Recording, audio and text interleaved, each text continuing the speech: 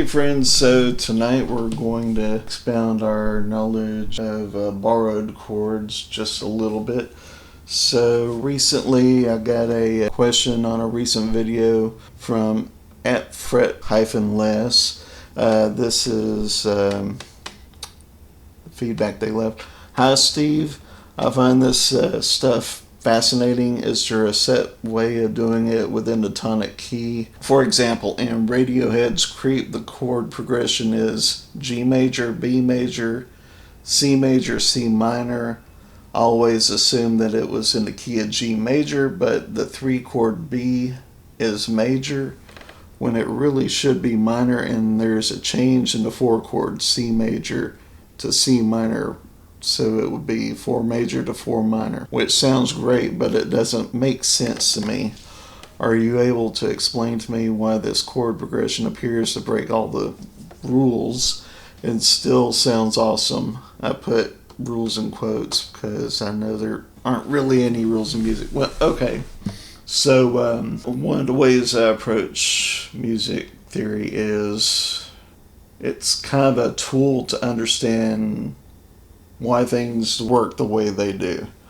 It's not necessarily always a hard and fast rule. It's kind of like we use science to understand what we can clearly see in front of us. This chord progression is in the key of G major. That is correct. However, there's a roundabout way of looking at how this works. So,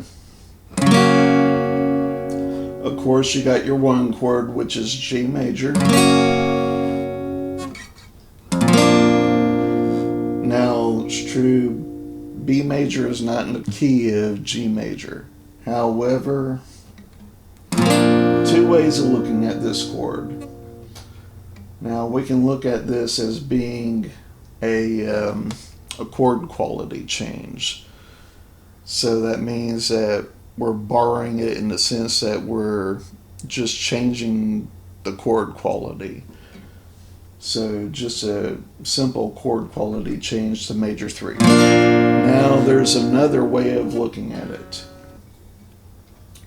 So the relative minor of G major is E minor. And functionally speaking, now not literally, but functionally speaking, we can look at G major and E minor as being functionally the same, achieving the same thing. So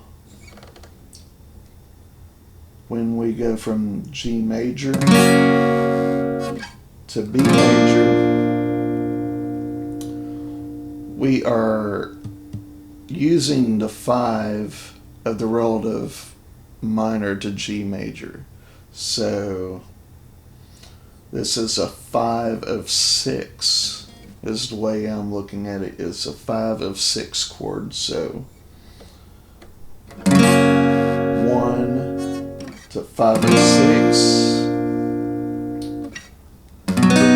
4, and then we get to our minor 4 chord.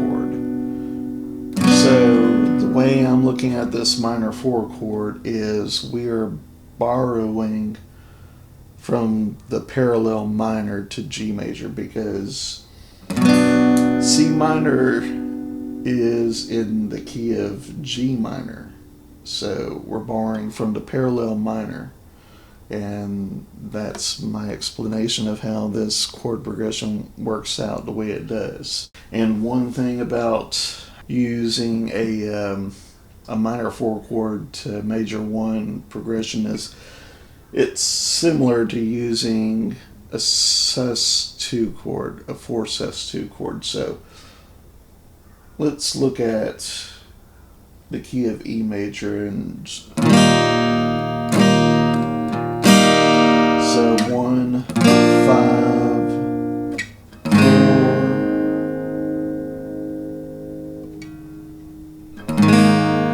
4 sus2,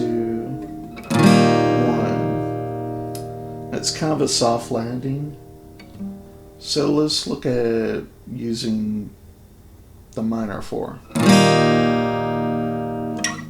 5, 4,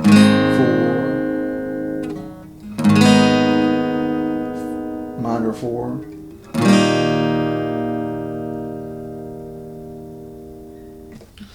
because the difference between the minor third of your minor 4 chord, the C natural, is only a half step away from the B natural and the sus2 chord. So it kind of achieves a similar soft landing as your sus2 chord, but it does it in a different way. It's a subtle difference. That's how I'm looking at the chord progression for Radiohead's Creep. If you got any value out of tonight's video, just drop a comment below and give me your input. See you next time.